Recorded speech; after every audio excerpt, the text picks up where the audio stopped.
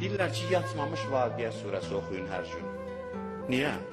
Vaqiə surəsi sizi aparır, qiyamət, seyr elətdirir, gətirir. Biz oxumuruq, Allah deyir ki, pul da var bu surədə.